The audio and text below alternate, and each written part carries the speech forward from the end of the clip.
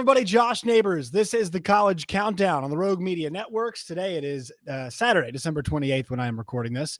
You'll hear this over the course of the weekend. Glad to have you along with us. Follow us on Twitter at CC Podcast JN. You guys can follow me at Josh Neighbors _. Find the show wherever you get your podcasts and on YouTube as well. Like the video, sub to the channel, help grow this thing because we're beyond 200 right now. Let's get to 300.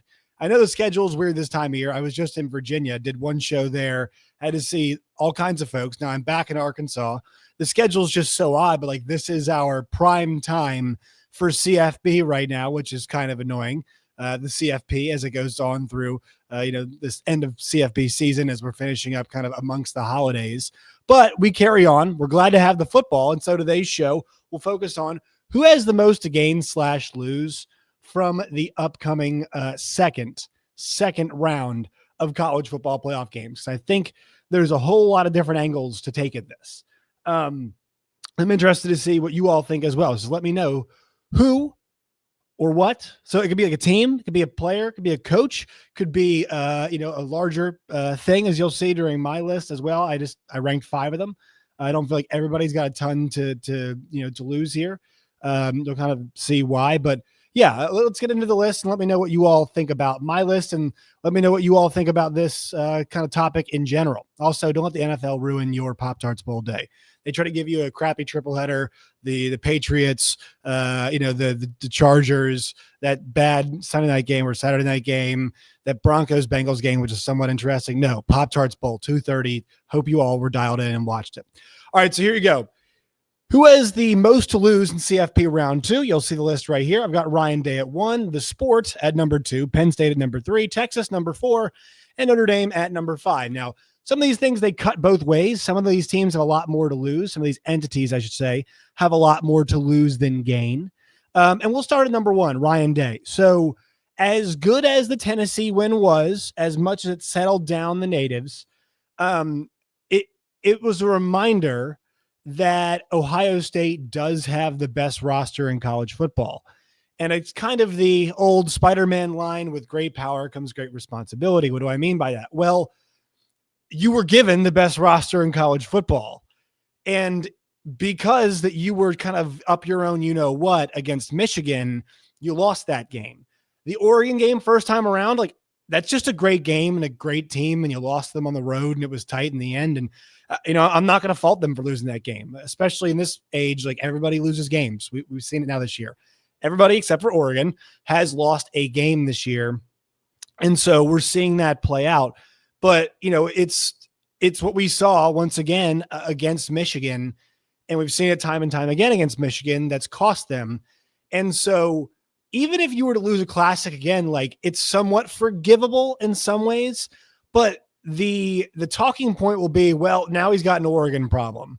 So great programs are causing Ryan Day a lot of problems. And you might start hearing lines like, well, it's only a matter of time before Penn State gets them. And you might not be wrong, because Penn State almost had them kind of almost dead to rights this year. And so I think still, despite the fact that Ryan Day and Ohio State went out there and did what they did against in the last game against Tennessee, it still stands to reason, like, people feel like they should be able to step on it once again. Maybe the running start will help them. Maybe it's a rest versus rust type deal. Ohio State did have the week off, but it's not too much of a difference because Oregon did have the championship game the next week. So they had the bye week, but they played an extra week. It sucks that these two teams are playing now, but still, like, I think there's so much talk and there's so much pressure on Ryan Day that's where number 1, my mind goes automatically. Whether it's fair or not, like, I think Ryan Day is still a very good coach. If they lost this game, especially lost this game close, I would not be considering firing him. I think Oregon's a really good team. I think Oregon might be the team that, in a year we've searched for who's the team, even though they joined the Big Ten, like, it's this West Coast team that I feel like people still have not seen and appreciated the entire way, whether it be what they do on offense, how athletic they are on offense, how good they've been on defense this year, how improved Dylan Gabriel has been. I feel like we have not talked about that enough. And you might say, why isn't Oregon on this list if they're that team potentially? Well, I've got a reason for that, but I'll keep going through this list right now. So I've got Ryan Day at number 1 because that's just kind of the bed that I feel like he's made to some extent. and that we as a media and, I think the Ohio State fan base have made as well. The sport. Here is why. This was a bad week for the sport. It was a bad week, not because I think anything bad happened, but you look back on those 4 games last week. The more physical team won all 4. And I would say, not just in the state of play, but the more physical team that we thought going into the game won the game. And more often than not, that plays itself out. Now you have even when you have a team like Texas, which we know is physical, those Georgia games, a team that we also know is physical, were decided because a couple drives, Texas just got pushed around. And there were a couple plays on offense where Georgia was able to, put them in long down and distances relatively often in both games, especially that first half. In the SEC championship game, it felt like Texas was in long down and distance constantly. And then their offense, Georgia's offense, pushed them around a couple times. So even when the teams feel more even, the physicality, blocking and tackling, as I always say, deciding those games. But the issue here is that this narrative has started to creep up. I'll be honest with you guys. In the SMU game, I don't think they would have won the game, but if Kevin Jennings' head is not so far up his ass, that game is probably closer. They had 2 red zone trips. They didn't score. Penn State's SMU's defense was hanging in there.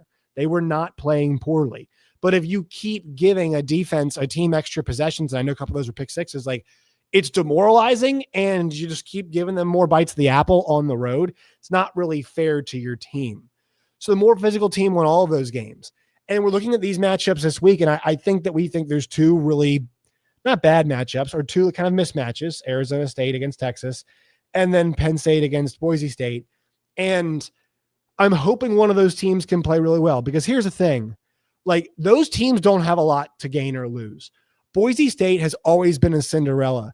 It's right that Boise State is here in the spot that they're in. I've got no idea if they're going to perform well, but Boise State throughout their entire existence in the BCS era has earned this opportunity, in my estimation.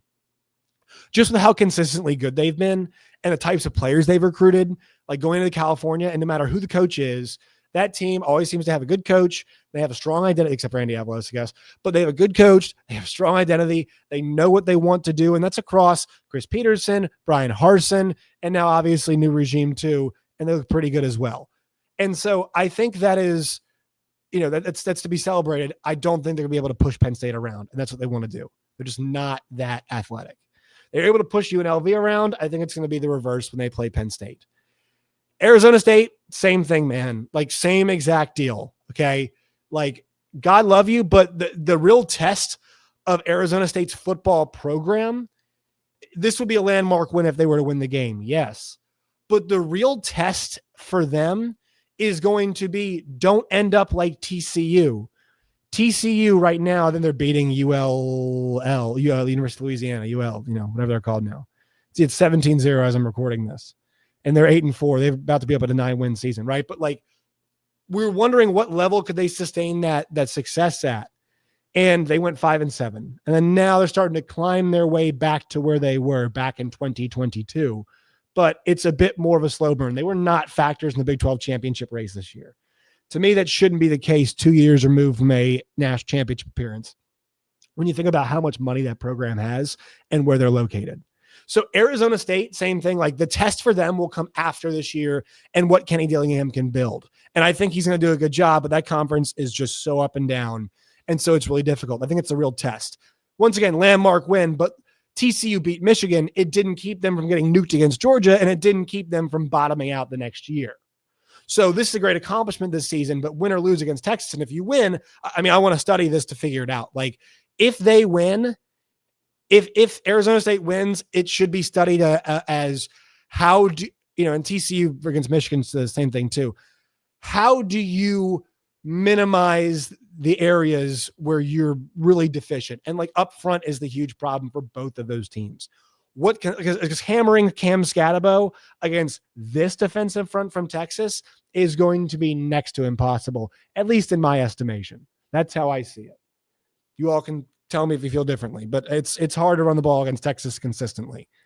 So I think more the sport needs exciting games. I hope those 2 are exciting, but the sport needs the last 2 to deliver.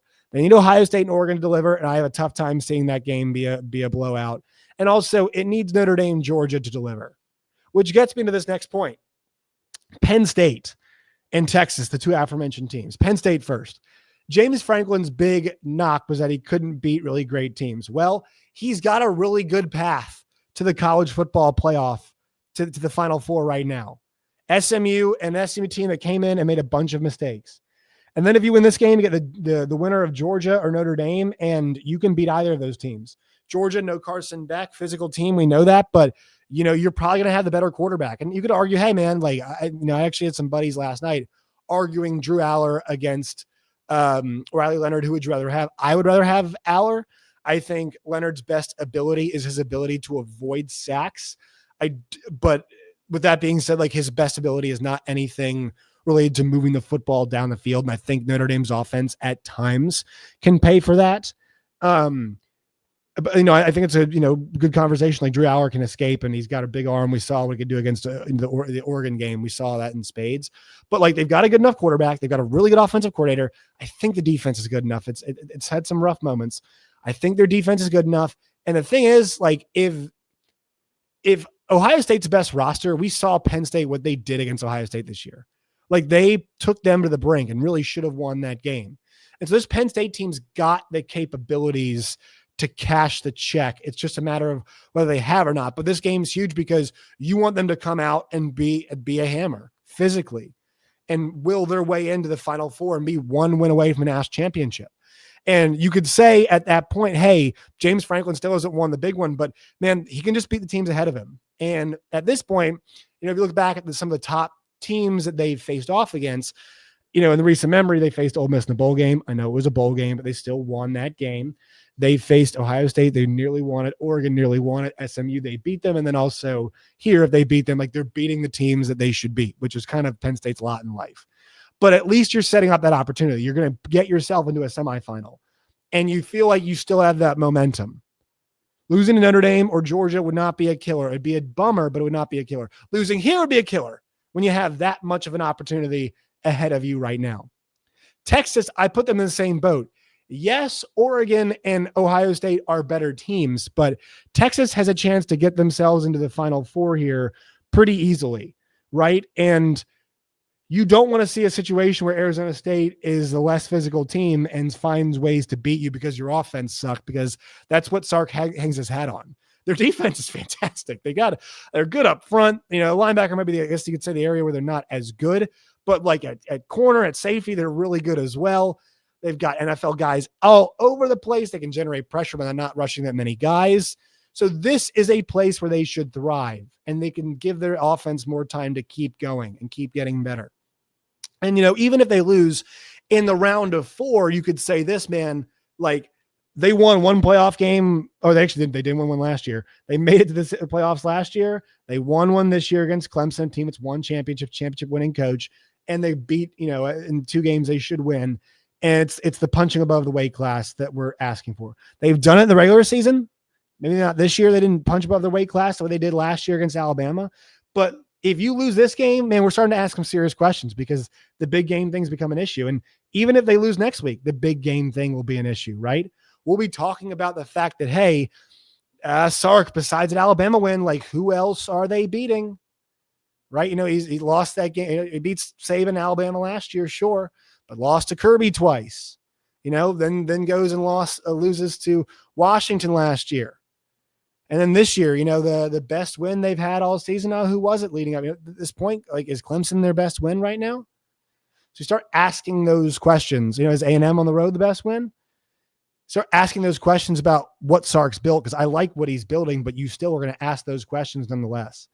Then Notre Dame, I'm not saying it's a ton to lose. You've already won a game, but you're getting a big dog, and you're getting them in a year where no Carson Beck, but like there is a pretty clear Notre Dame championship path here. And I think they're physical enough to do it. Man, they really just beat the shit out of Indiana last week. Pardon my language, but they took a 2x4 to Indiana. They really made a point of physically roughing them up. Now, it wasn't always pretty. Like they hit the super explosive play in that game, and that was really good. It was a bit more of a plotting effort after that, but their defense was on point. They really got after it. Can they do that again? Can they stuff the Georgia run game? Can they take an early lead? I don't think this team wants to play from behind. They want games to look like last week. Once again, I've marveled at what Marcus Freeman has built at Notre Dame. Not marvel, but I think it's very impressive because I think Brian Kelly felt like he ran up against a certain level of athlete. That does not feel like it's the case this year when you watch Notre Dame play. Now, this is the big question: here comes the game planning, right? And this is why Georgia has a 2-point favorite. You're like, do I love it? But Kirby's been here before. And, that's kind of the big mark here. And I mean, look, there is some big wins for Notre Dame this year, right? They beat Louisville by 7. That might be their best win. Hammered Miami of Ohio. They hammered Purdue. Everybody did. They beat Georgia Tech by 18, which is impressive. They beat Navy by a ton. They beat Florida State by 49. They really walked their way in. They have every single game they've played has been a 2-score margin ever since they beat Louisville by 7. And once again, they beat, A&M to start off the year, but it's kind of a weird game because we didn't know what A&M was at that point and whatever. So, it's kind of almost two teams. There's a team afterwards. The NIU game, it's a team before, but still the team before is pretty good. And so I feel like they've got the bodies this year. They've got the team that can make a difference. They've got the better quarterback in this game. They've got skill players. I mean, you could argue, I know Notre Dame's receivers aren't amazing, but you could argue this is a pretty even matchup. It's not like Georgia's receivers have been crushing people all year long. It's not been the case. It's been inconsistent.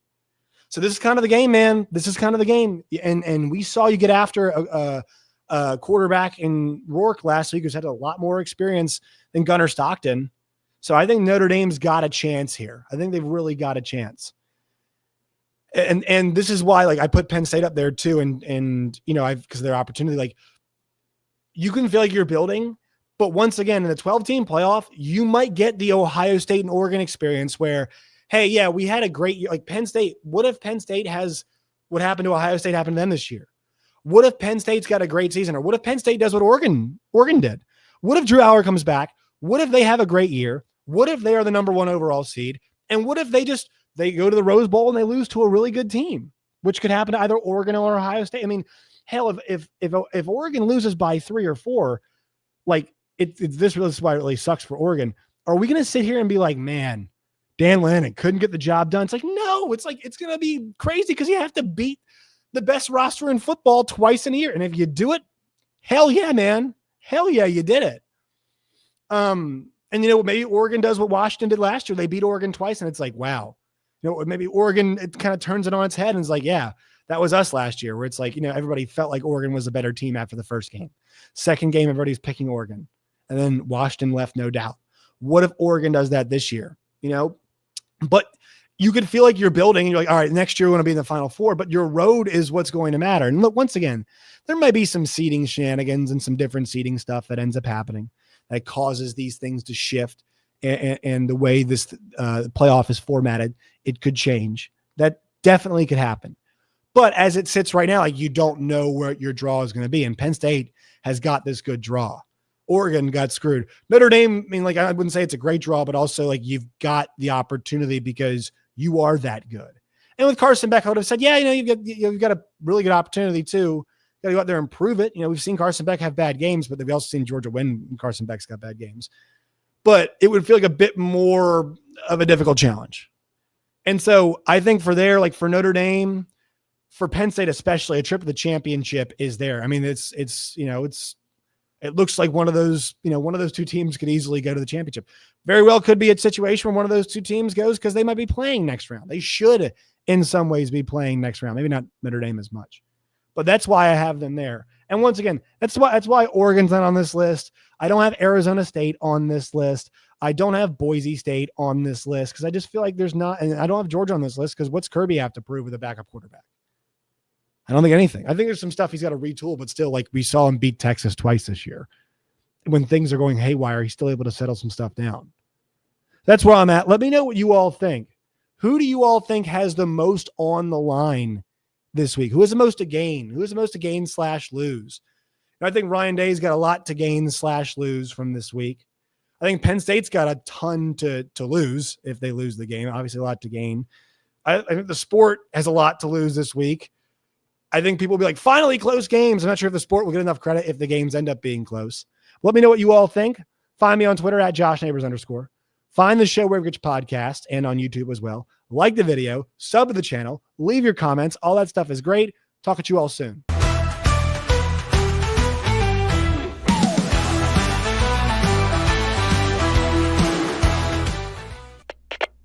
We are Rogue Media Sports.